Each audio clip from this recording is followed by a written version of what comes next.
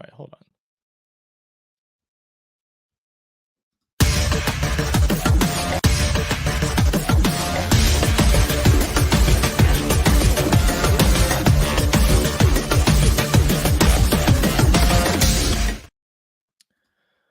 What is going on, everybody? Nick Whalen, Alex Barutha here with you from RotoWire. This is the RotoWire Fantasy Basketball Podcast. Alex, week 2 of our full podcast lineup, 4 episodes per week coming your way, obviously up until opening night and throughout the entire NBA season. As we get closer to opening night, if you're watching along live on social media, on our YouTube page, throw some questions in the chat. We'll hit those throughout the episode. If you got drafts going on, any betting questions, anything related to the NBA, throw it in there, and we'll hit it throughout the episode. We are brought to you, by the way, by DraftKings Pick 6. You'll hear more about that, including some really nice offers for Pick 6 later in the show. Alex, a lot to discuss on the preseason front. We're going to do our best and worst values in each round later in the show as well. We got injury news. We got players coming back from injury. Lonzo Ball making his return tonight in preseason action for the Chicago Bulls. I don't want to spend too much time on Lonzo. I have not really been investing in him whatsoever in drafts. Not that you really need to in most leagues. Obviously in a deeper league or a dynasty format, there might be some appeal there. Love the player he was before these injuries really kind of heated up over the last couple of years. I hate to say it, but I'm keeping my expectations very, very tempered for Lonzo in terms of how many games, how many minutes he's actually going to play this year. I agree. I just would not expect him to play back-to-backs. I don't even know if he'll play 30 minutes in a game this year. That would not surprise me if he was limited to high 20s for the entire season. And look, I mean, it's kind of they got a lot of guards in Chicago. That's the one place they have depth. So yeah, I mean, I love Lonzo when he was out there. I mean, when he was healthy for Chicago, he looked fantastic. He was having the best season of his career.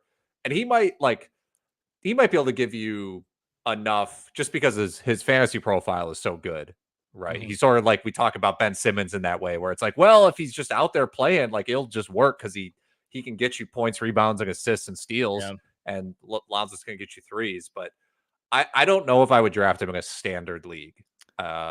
Maybe a 16-teamer, my last pick if he's there. I don't think that's the worst gamble to make.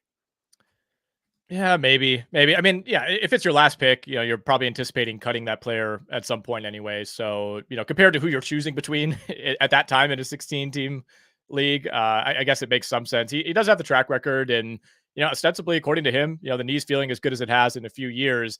But the situation's also changed quite a bit in Chicago, right? Obviously, DeRozan's gone, but I think you could argue that there are more roadblocks now for Lonzo Ball than there were the last time that he was even remotely healthy, right? It's like Kobe White is a totally different player than he was at that time. Ayo Dosunmu's in the mix. Zach LaVine, who looked great over the weekend, 28 points in their preseason game.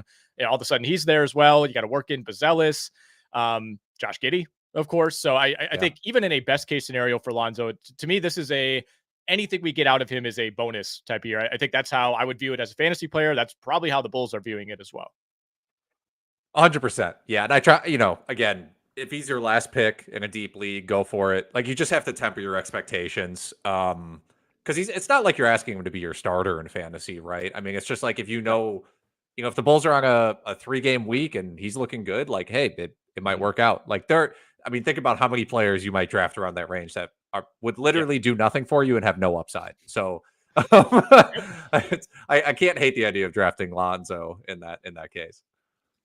We had a really fun preseason game last night between the Knicks and the Timberwolves. T-Wolves were without Julius Randle. He is expected to make his debut for Minnesota later this week. But other than that, I mean, this was like the most competitive preseason game maybe ever that I can remember, at least. I mean, these teams played it out through 3 quarters as essentially a real NBA game. I mean, there were the crowd sounded at least like a big regular season game. I wouldn't go as far as to say this was a playoff crowd at the Garden, but it certainly felt like it at times.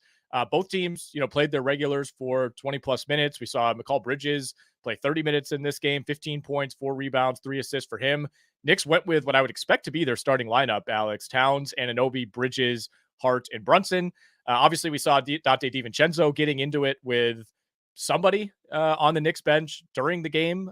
Still unclear who that was. DiVincenzo offered some commentary after the game, but it's kind of a, his word against other people's word. It sounded like he was going at Tibbs at first. He said he wasn't, but he didn't really say who he was going at. Then, of course, we saw him get into it with Jalen Brunson's dad after the game, who was on the Knicks staff. So I'm still very thoroughly confused here. Like, there was the initial report of like Dante maybe wasn't thrilled with the Villanova reunion. Now it kind of seems like he probably didn't want to be traded. Right. Either way, I'm glad we're getting interesting preseason storylines on a random Sunday. That is true. That's sort of what confused me about the whole thing. I'm like, I thought he was upset at the lack of playing time that he was about to get. And so then, like, why not be traded? But yeah, I mean, from a competition standpoint, you're right. You don't get this in preseason. Usually guys are kind of jogging out there. Kuzma's firing off 4 air balls in a game. Oh my God. But this is interesting because these two teams are sort of, I don't know. You can't really consider Minnesota like a dark horse title contender. They're very good. They're in that mix. Yeah, but these are sort of two like up and coming sort of teams who they have the defensive mindset. They're physical teams. Guys got traded for each other on this team. There's some bad blood, however you want to put it. And I think it all just sort of just fueled what ended up being a super competitive matchup. Yeah. I mean, the NBA is always searching for rivalries. I don't know that Minnesota and New York is necessarily the spot for that, but it's different than the NFL. It's different than baseball, where you have these 70-year rivalries that go all the way back. You play the same teams every year. Like, it doesn't really work that way in the NBA. There's kind of a new mini rivalry that'll burn for 2 or 3 years, and I think we might have one between Minnesota and New York. Anthony Edwards looked great in this game. I mean, was putting in an effort defensively as well. I mean, there's a super cut of him just D'ing up Jalen Brunson. 31 points, 3 assists, 2 rebounds for Anthony Edwards, who I did grab in the RazzJam. Alex made a couple picks from Yellowstone over the weekend, which was interesting. Had better service out there than I thought I might have. But in that league, I started Trae Young, Anthony Edwards, Alperen Şengün, Jared Allen, Pascal Siakam, and then I just grabbed Cam Thomas with the 69th overall pick. So my first official Cam Thomas share. Your first 3 rounds are like that's like an Alex Barutha complete stamp of approval on the first 3. I'm not a Jared Allen 4th round guy, but if you need a center, it's like if you don't get him, then it's like you got to wait till the 8th round. And then, so I get that. And the fact that you could get Siakam in the 5th, I think Siakam is like he's just a great 5th round fantasy player. Some leagues, like on Yahoo, he qualifies at center, I think. At least in Fantrax, he does as well. But I love the Trae Young, Anthony Edwards, Şengün start. Like, you got pretty much all your stats that you need accounted for. Yeah, and you're totally right on Jared Allen. Like, I felt dirty about it as well. I'm like, man, this guy does not feel like a 4th round pick, and it was a late 4th round pick. So like a lot of my targets, I was crossing my fingers for Jalen Williams. Knew it was unlikely. He went like 6 picks before. Evan Mobley went with the first pick in round 4. Jalen Johnson came off the board right before me. Jaylen Brown went the pick before. Would have been happy to get that, but like you said, to kind of break the tie between some relatively, kind of middling players for me. I just, I'm like, I didn't want to be reaching at center. Locked in 2 centers early on with Şengün and Jared Allen. And, the player pool, I wouldn't say it dries up because there's a lot of names, but, in my mind, I'm like, all right, picking at like 40 overall, it's like there should be a few more options here. And, you kind of get down to those secondary and tertiary options a little bit more quickly. Siakam, you're never thrilled to draft him either. I think he probably belongs in that boring veterans conversation that we've had, but it was like Siakam or Jamal Murray, Brook Lopez, McCall Bridges, Kawhi Leonard. Those were the next players off the board.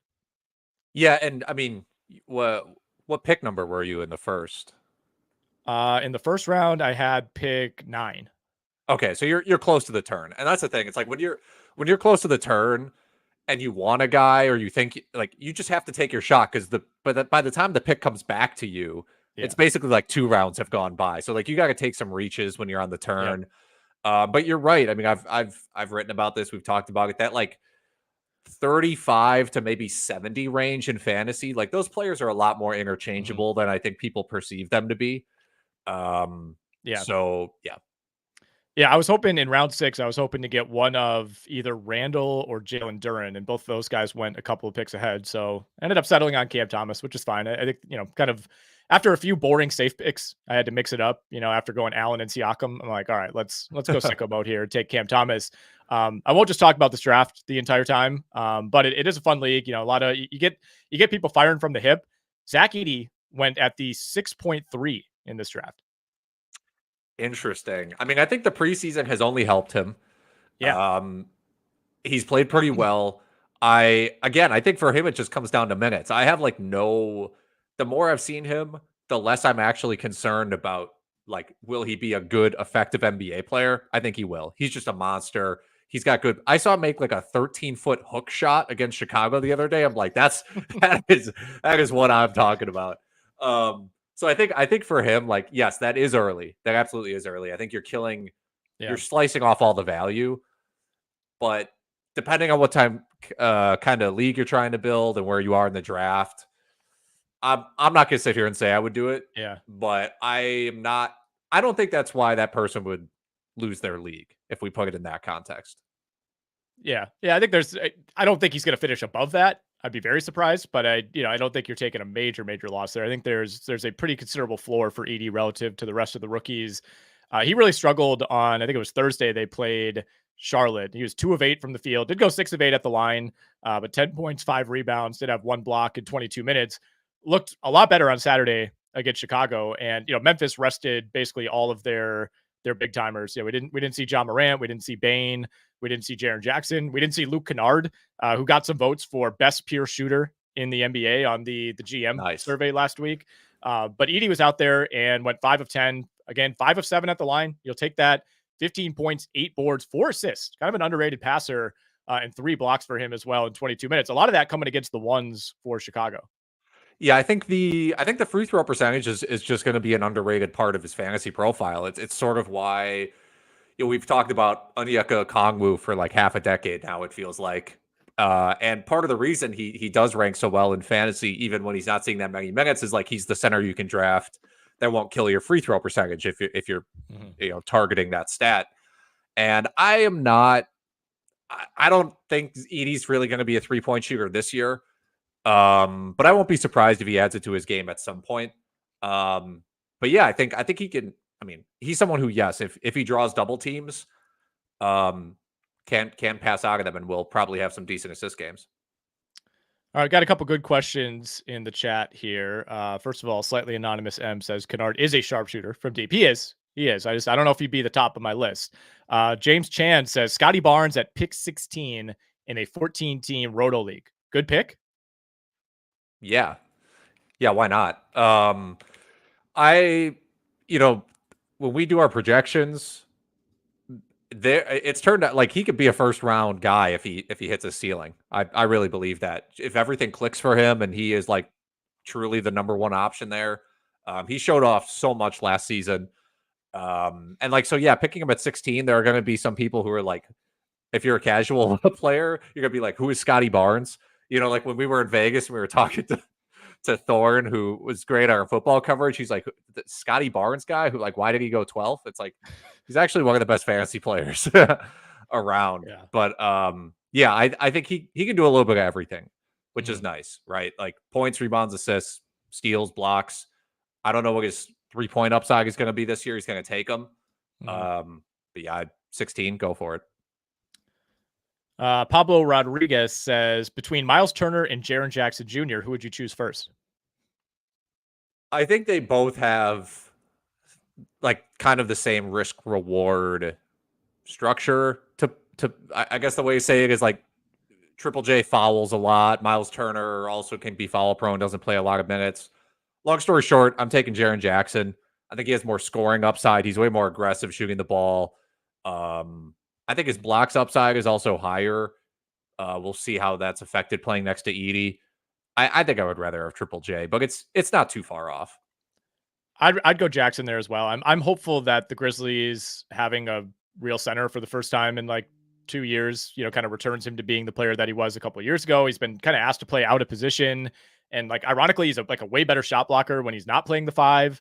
I had to expend a ton of energy on offense last year, trying to keep them afloat. I mean, they should have significantly better health luck, I would think, this year. I mean, that was as bad as I've seen last season. So I would go Jackson. He does go about a round ahead on average of Myles Turner as well. So keep that in mind. All right. Golf Rap says best guys to pair with Jokic at the 2-3 turn.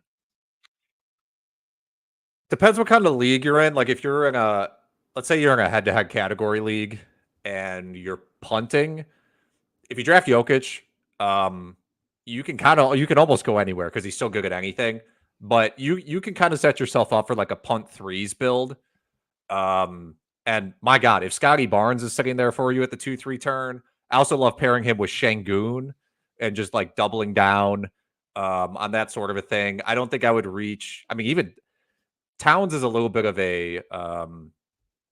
I wouldn't mind him with Towns as well. There are a lot of different ways you can go with Jokic. That's part of the beauty of like drafting him at number 1 or number 2 is like you could sort of build your team however you want when he's on your squad. All right. Thank you for the super chat. City Bert, he says, what are the chances that Wemby breaks fantasy this year in that such a high percentage of teams with him win their league? What average stat line would do that? Very good question. Not many players you could really say this about over the last few years. I mean, even like what Embiid's done on a per game basis, what Jokic was doing at his absolute peak, those guys were lapping the field as the number 1 player. But I think with Wembanyama, man, if he stays healthy, I think we could see like one of the biggest gaps ever between like the number 1 overall player and maybe not 2 and 3, because I think Jokic and Embiid are so good on a per game basis that they're going to be in that mix. But I think the gap between like Wembanyama and like the 5th best fantasy player could be insane. I agree. This is sort of where you get into the discussion of like where a snake format sort of loses its luster when there's someone who's like just clearly the best player. Because like in an auction format, Wembanyama in theory is going to be bid up to a price that is fair relative to everybody else. But what are the chances? I mean, like, for example, we do our projections and we have auction values. So you can go to the RotoWire, rotowire.com rankings, auction values. With sort of the default settings, $200 budget, we have him at $138. I don't think he'll go that high in a lot of leagues, but Jokic is at 107 and Embiid's at 82. And so it's just, and I don't think we're that aggressive with our projections. Like transparency, what we have him at right now, 26 points, 12 boards, 5 assists, 4 blocks, some threes. But he was basically doing that last year when he was only playing 29 minutes a game. Right. So it's like if this version of Wembanyama that if he doesn't improve at all and just starts playing 34 minutes a game, he might break fantasy. That's possible. And we're not even counting improvement. So yeah, the stat line I kind of listed off is probably enough to potentially break fantasy. Yes. Yeah. I mean, it could be similar to McCaffrey in fantasy football last year, where he was the number 1 running back by like over 100 fantasy points in a lot of scoring formats. And it's similar also in that there's, I think it's when you're talking about like percentage of teams that win their league with him on the roster, it's like typically the players that end up being those guys are not necessarily first round picks. It's like, the guy who you got in the 4th round who ends up being a first rounder and you just get this insane value. But he's the rare case where it's like you could take him 1-1 and he could give you still like a crazy return on value for the number 1 overall pick. I mean, per 36 last year, he gave you 26, 13, 5 assists, 1.5 steals, 4.3 blocks. So to me, it's more about the minutes. Like I think there's going to be natural improvement. I mean, first half of the year, Wembanyama was playing well, but it was really the second half where you started to see the insane stat lines. And again, he was playing 31, 32 minutes, like at max on those nights. Like if they take the leash off and say, all right, we're putting you out there for 36, 37 minutes some nights, it's not crazy that he could average 28, 13 or 14, 5 assists, like approaching 5 blocks. Like it seems crazy to say, but it's out there. Well, and I mean, in the first half of last year, not only was he like a rookie and just getting his feet wet, like they were doing the Jeremy Sohan at point guard thing. There was no floor spacing, none of that. And now and the minutes were low. And now you're bringing in Chris Paul, who is like, I think the perfect guy to just help get Wemby the ball and just help the team in general. And they added some floor spacers. Vassell is hurt right now.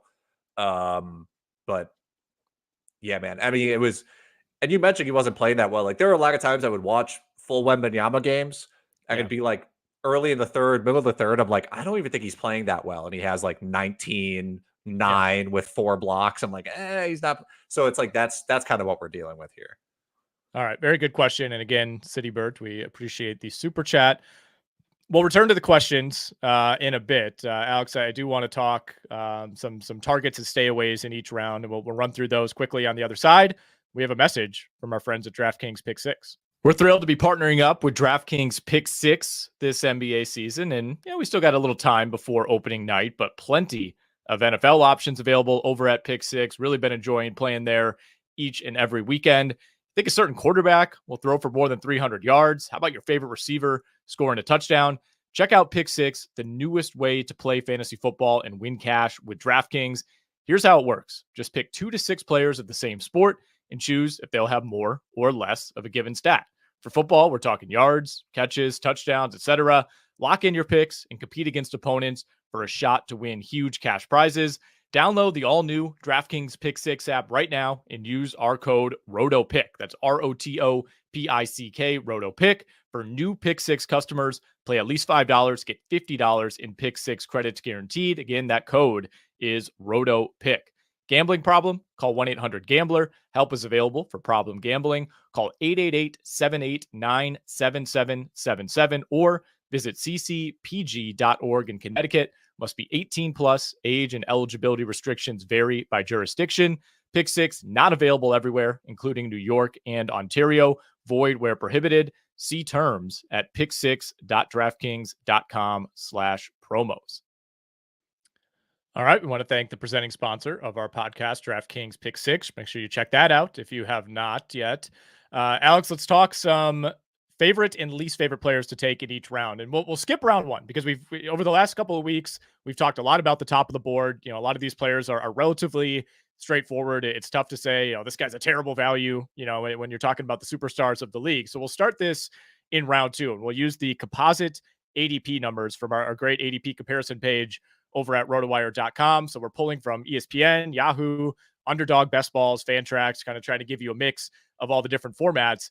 So in round two, Alex, who has become your favorite player to target? And are there any players that you find yourself shying away from wherever you have a pick in that range? I will say, if Trae Young is available for me in round two, I would love that. A composite ADP of 15. I think he'll go before that a lot. We talked about him earlier. I really like drafting Scottie Barnes in the second round. Just really well-rounded player, can fit a ton of different builds. And then James Harden, if he's available for me in the second. I think there's a lot of upside there. Perfect guy to add to a build that's focused around assists. Like if you draft Trae Young in the first and then come back with Harden, for example, you've kind of got your assists and threes locked up with that. In terms of who I'm avoiding, I wouldn't say I'm the second round, I don't think there's that many landmines in the second round, to be honest with you, based on our composite ADP. I will say I sort of just shy away from Durant in general, but I did get him in a mock draft at 22 the other day. Yeah. So it's like, I can't say I wouldn't. Like at that point, I guess I am targeting him. Yeah, I would say Durant, LeBron are the two where it's just, obviously they're up there in age. They both had injuries later in their career, so I think we kind of know the deal on them. And in terms of composite ADP, Ja Morant does qualify here as a late second round pick. I know there are some formats where it makes sense. He's going like inside the top 20 in Underdog, and I get the upside. In a Roto league, I'm not coming close to considering taking Ja Morant at like 23. It's a little steep for me, but the vast majority of people are playing in head-to-head categories or playing in points, and he makes the most sense in points leagues, followed by head-to-head categories because you can always punt and then Roto after that. But yeah, in a Roto, he's more of like a 35 plus guy. All right, let's look at round three. We'll try to move through these pretty quickly. So we're talking, starting with Paolo Banchero, including names like Şengün, LaMelo, Cat, Lillard, Maxey, Adebayo, Jaylen Brown, Pascal Siakam, Kyrie Irving, Cade Cunningham, and Lauri Markkanen. That will be our cutoff. If I can get LaMelo in the third, I am convinced I won my league. I know we've been back and forth. Everybody's been back and forth. And like, is he injury prone? I don't think there's another player that you can get in the third round that has first round upside. I just don't think they exist. And so if you are shooting for that upside, I do think you can take LaMelo. As far as someone I'm not targeting, Markkanen kind of worries me from like what happens in March and April standpoint. He's also mostly just like points and rebounds. You know, it doesn't really get you any assists, doesn't get you defensive stats. So there are some builds where I think he's just a little too scoring reliant, I guess I would say. Yeah. And then I just typically don't draft Kyrie. I don't think third round is like terrible value for him. But Yeah. I just don't take him usually. Yeah, luckily there's always somebody in your league who will probably jump ADP for Kyrie. So I let that be somebody else's problem. I still think Damian Lillard is a reasonable value. Everybody's down on him, down on the Oh, yeah. Bucks, and I get that to some degree, but composite ADP of like 27.9. I mean, this is a guy that, despite having a pretty bad year last year, was still 19th in overall value. He was still 23rd on a per game basis. So, not nearly the first round value that he'd been for most of his career in Portland. But I think he's somebody where there's been too much of a reputational discount here. And, I think you're essentially paying a price that implies that he'll be slightly worse than he was last year. And I think there's a pretty good chance that the worst case scenario is what we saw last year. Maybe that's just kind of the player that he is. And I think there's a pretty good chance that we see some progression. So I love getting Lillard in the middle of the third round. Siakam, in terms of composite ADP, you see different numbers all over the place. Like he goes much later in Yahoo leagues. Obviously, he went at like the end of the fourth round in the RazzJam draft that we were discussing earlier. But in terms of composite ADP on our page, he is a third round value. I simply would not take him there. Really good player, really consistent. It's just never in the last couple of years has not shown that kind of upside. Whether we're talking per game basis or total basis. Basically stopped taking threes towards the end of last season. That was concerning as well. Yeah, he was such a bad 3-point shooter to start last season. Like he shot 18% in November from three. And he stopped shooting them as much in Indiana. They have Myles Turner as a floor spacer. I really like the situation for Siakam. Like, I like this spot for him. Would I draft him in the third? Probably not. But in a 2-center league, and if he qualifies at center for you, I think there are worse selections to take. I still think his floor is really high. All right, round 4. Here are the names we are considering: DeJounte Murray, Paul George, Zion, DeRozan, Kawhi, Jalen Williams, Jalen Johnson, Jimmy Butler, Rudy Gobert, Evan Mobley, McCall Bridges, Desmond Bane. Yeah, this is well, first of all, I would love to draft Jalen Williams in this round from the OKC Thunder.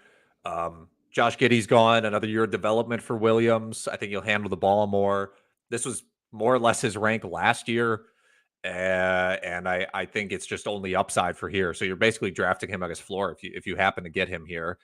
And then someone I'm not necessarily targeting would be McCall Bridges in the fourth round. I get why you might want to. I think in New York, he might play 37 minutes a game, and he's their third offensive option. So maybe the two cancel. Like last year, he was a higher offensive option in Brooklyn, but the minutes weren't there.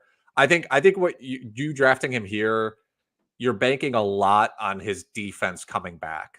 And because he was a fantastic defender, finished second in defensive player of the year earlier in his career, but his steal numbers have gone way down. If he can get his steals and his blocks back up, I think he can finish here. But I don't think I would necessarily trust that to be the case. And he is mostly just like a points guy. He's not really a playmaker. A merchant. Yes. What about Zion? So his composite ADP comes in at 40.1. He's going a little higher than that in ESPN leagues. He's going a little lower than that in Yahoo. As you'd expect, you have to pay up a bit in best ball. Obviously he's looked good so far in the preseason, stayed about as healthy as you could ask last year. And, it's always going to be a question with Zion. I don't know. I hope we get to a point where we don't, have to worry about injury with him, but it's going to take some time, I think, for him to build that reputation. Are you willing to burn a early fourth round pick on Zion?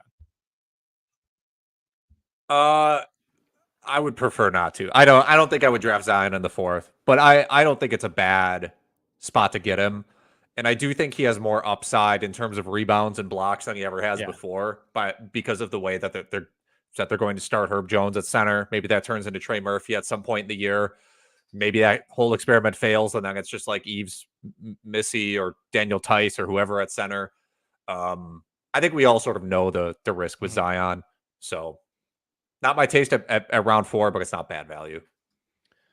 All right, round 5. We'll do a few more of these. So we are looking from Nikola Vucevic all the way down to, let me count it out here. I think it's Derek White. So Vucevic, Franz Wagner, Randall, Miles Bridges, Jamal Murray, Triple J, Van Vliet, Myles Turner, Quickly, Jared Allen, Brandon Miller, Derek White. Those are your 5 or your 12 round 5 players in terms of composite ADP. Who do you like there? I mean, Triple J and Van Vliet are kind of absurd values in the 50s. Derek White also has potential to be kind of a ridiculous value, but I think his ceiling is kind of low. I have mixed feelings on Vucevic. It's like, I don't know, is he a sleeper or is he a bust? I don't know. But I think this is actually kind of the right spot for him because I'm so confused.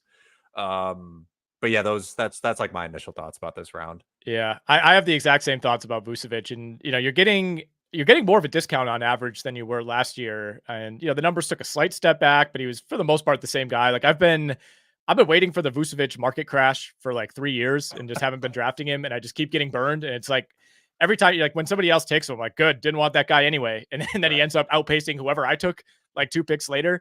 So I don't know. It's just one of these years it's going to drop off. It's like we know he's not a winning player, but he's in the perfect situation where they don't really seem to care, and they don't have anybody else who's pushing him for minutes. So chances are Nikola Vucevic, if you take him like 44th, he'll finish somewhere between 36 and 48, and you'll probably be okay with it.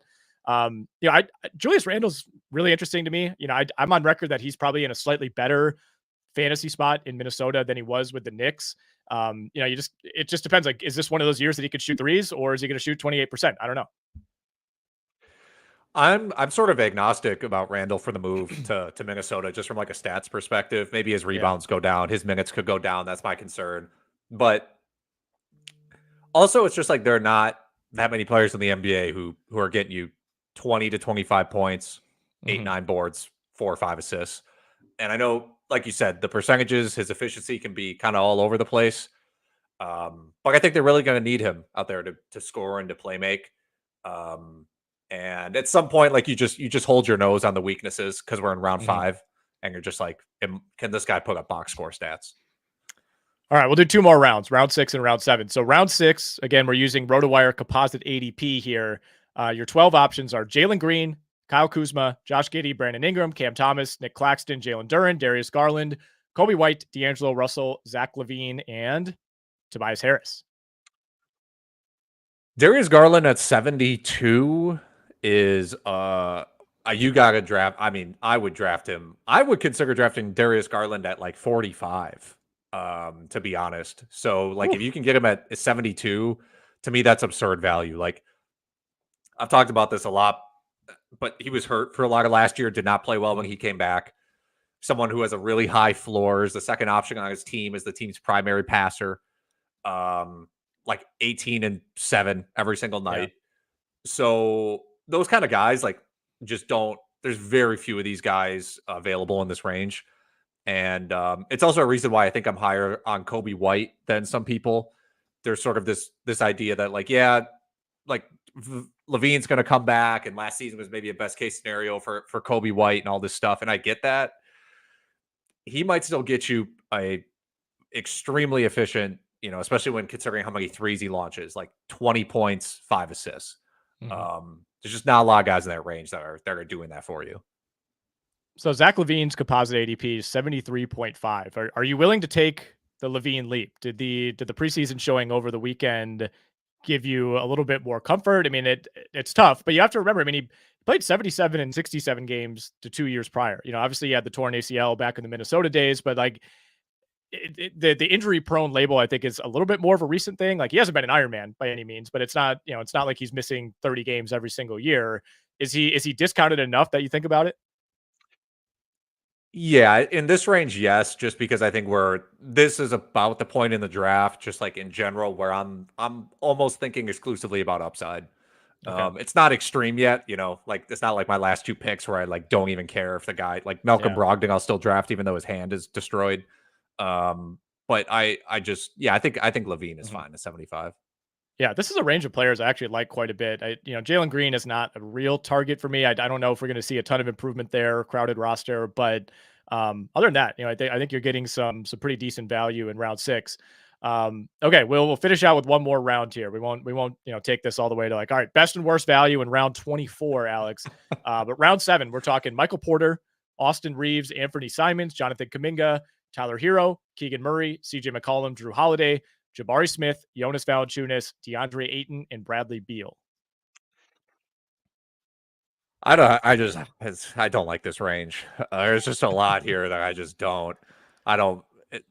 Like, you could shoot for upside here and go like Kuminga, who I've drafted plenty of times. Maybe this is a Simon spot. Like, depending on how much you do or don't believe in Scoot Henderson. Reeves is probably like one of the safer picks. Porter's got his injury history. I will say, like, I'm just not really a Keegan Murray guy for especially for points leagues. I'm not a Keegan Murray guy. But even for roto leagues or head to head, it's just like he's the 4th option on that offense. And then when Malik Monk is also in the game, like at the end when they close games, if Malik Monk's also in there, he's like Keegan Murray's the 5th option on offense. So I would just rather take someone with more upside than him here. Yeah, he's the clear odd man out for me, where it's like, all right, all these other guys are kind of in like a similar tier of player, and he feels a tier below. So I don't really understand. And his ADP is actually down like a half a round from a week ago, even. But I still don't really love him in this range. McCollum, just kind of a free space for me. If I can get him at pick 85, I'm going to take him. I have some Valanciunas interest. He's somebody I would worry about over the second half of the year, but I think you milk that for what it's worth early on. Maybe try to get off of him. And I think Tyler Hero is actually in a pretty reasonable value range here. 84.4 is the composite ADP. It goes about a half round higher in Yahoo. Coming off of a down year, was injured, missed a ton of time, didn't really look like himself, but a guy who would finish inside the top 75 comfortably in each of the previous 2 seasons. He was still like a top 80 player last year on a per game basis. So I think he's another guy who is discounted a little bit too much just based off of last season. Yeah, I just like drafting Hero in the 80 range is like a compulsion for me. I just like can't. I'm like, well, what if this is the year? And he'll probably just average 20 points, 5 rebounds, 5 assists, like he has basically for the past 3 seasons. And again, finding guys in this range with that sort of just box score potential is not easy, and everybody's going to have weaknesses in this range. I would just rather get someone who is trusted on their team, like, to make plays. All right, we'll go back to the chat here. A lot of good questions stacking up. We'll hit as many of these as we can on the way out. You could feed us questions every Monday. We'll be doing this all through the NBA season. And as we get into the year, we have more real games to pull from. We'll answer even more questions on a weekly basis. We got a question from Slightly Anonymous. He says, Clingan or Ware in a category league? So Donovan Clingan or Kel'el Ware, choosing between 2 rookie big men. That's tough. I mean, I think Clingan has more blocks upside. Ware should be better on the potential 3-point and like free throw percentage marker. I also think there's more potential for Ware to be like a 6th man and get more minutes than Clingan. I would lean Ware because of that, at least for this season. Yeah, it's like I think I want Ware to start the year, and then I would, like, if I could choose who I'd want for like the final 30 games, it might be Clingan, because I think they could turn things over to him at some point. But early on, Portland's going to do what they can to be competitive. That's going to mean 30 plus minutes a night for DeAndre Ayton. And I think he'll be picking his spots a bit more. Clingan, by the way, looked good in the preseason over the weekend. 10 points, 10 boards, 2 blocks, and a steal in 18 minutes. But yeah, probably a little bit more upside with Kel'el Ware. ZB says, if drafting 5th through 8th in the first round of a head-to-head league, who would be your top choice? And should I commit to a punt build for AD, Giannis, or Haliburton? Who would be the best pairing? So essentially, if you're picking in that 5 to 8 range, would you draft Davis, Giannis, or Haliburton? And would you think about punting a category given your choice? I would draft probably Haliburton. It's between Haliburton and Giannis for me. I think I will say I think that the Giannis, if you are going to punt and you're committed to like a punt threes and punt free throw percentage build, which you basically have to do with Giannis, then I don't think like the rankings where it says he's like 23rd even apply. So it's between Giannis or Haliburton. And then if I'm drafting Giannis, I'm really hoping like Sabonis is there for me. In the second round, Scottie Barnes, another great option there. Şengün in a Giannis build, I think makes a lot of sense. Banchero. And then for Haliburton, I think you just kind of do like the typical, you just get more guys who pass the ball. Like you try to pair him with like James Harden, Damian Lillard. I could even see an argument for Morant later in that range. That's how I feel about those guys. Okay. Good answer. Very thorough. Christopher says, if you have the number 1 pick in a points league, is it crazy to take Luka over Wemby? I don't think that's crazy.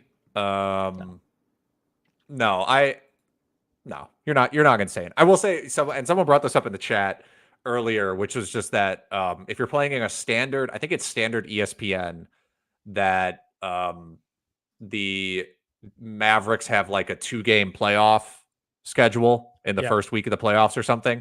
So you got to be careful about that. But I mean, as we have it projected currently for fantasy points per game, we have Doncic at only 3 fewer fantasy points per game than Wembanyama. So that's negligible to me. Yeah, I think especially if you think Luka's a better health bet, because we still don't have that much of a sample with Wembanyama. Obviously, it went really well last year, and I would hope that continues. But there's just not a lot of history of 7'5" guys moving like that, and how that projects long term. So if you think Luka's a little more secure in a points league, definitely not crazy to consider that. Manila Most Wanted says, how high do you project Tobias Harris with his new team? We have him. I think he comes in as like our 68th overall player in Roto. I think he's going to do exactly what he's done for most of his career, which is just finish kind of right in that 50 to 65-ish range. It's hard to say it's an upgrade in situation, but maybe it's a slight upgrade. You're getting away from like the highest usage player in the league, even though he missed a lot of time. If you assume he's on Philly with Paul George, which I don't even think that's like contractually possible, but obviously that would have been a disaster for him. So bad team, good stats, guy who stays healthy.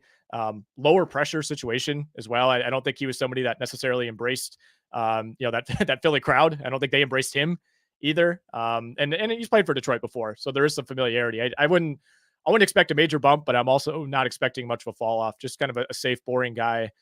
All right, what else we got here? A lot of discussion in the chat, but between question askers, which we like quite a bit. Torrey Thompson 870 says, I picked Embiid with my first pick. I was picking 7th overall. The rest of my team is crazy good, but I'm already annoyed with him, and the season hasn't even started. LOL. Yeah, fair. Embiid said earlier today that pretty good chance I don't play in any back-to-backs for the rest of his life. Yeah. No more back-to-backs. Yeah. This is why Embiid is just like, he's a conundrum. It's like if you get 60 games out of him, he could still end up being the 2nd or the 3rd best fantasy player in total value. Completely possible. But yeah, it's annoying having him on your team because you pull him in and out of the lineup. If you're in a weekly league, it's like he gets injured on a Monday or he rests and you don't know about it, and then you're in trouble there. So I think if the rest of your team is really good, you could still like place in your league. And if he's available for you in the fantasy playoffs, if you're in that kind of format, you'll be fine. But it is annoying. It's just annoying having him on your team.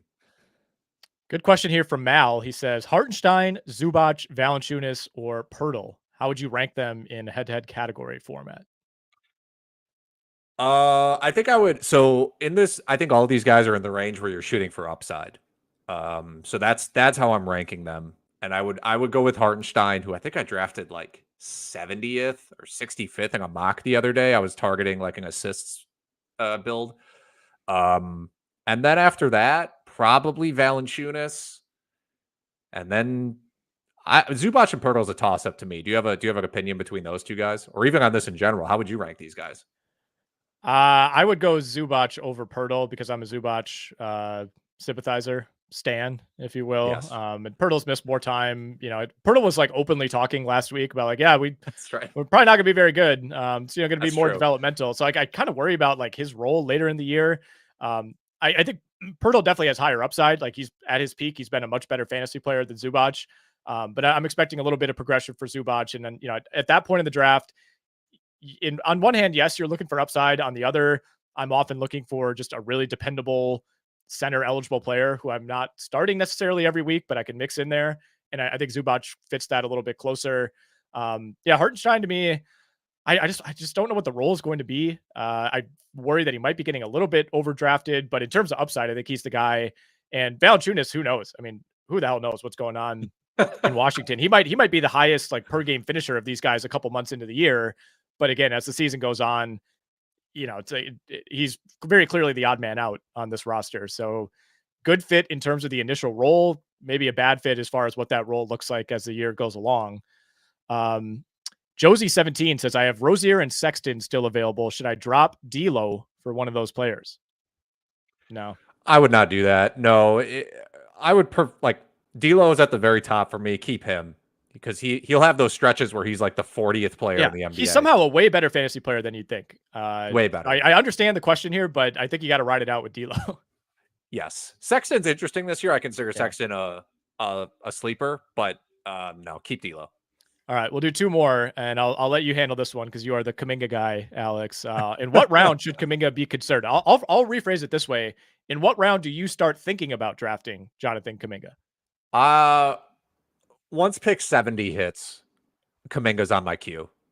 Yeah, because I again, this is an upside play, and I wish he looked better in preseason. Like I wish we had some like massive Kuminga game. I still think it's a good leverage point to take in fantasy, meaning like they need him to be good. So like I'm drafting him because they need him to be good so badly that I'm hoping the will they can will him to be good.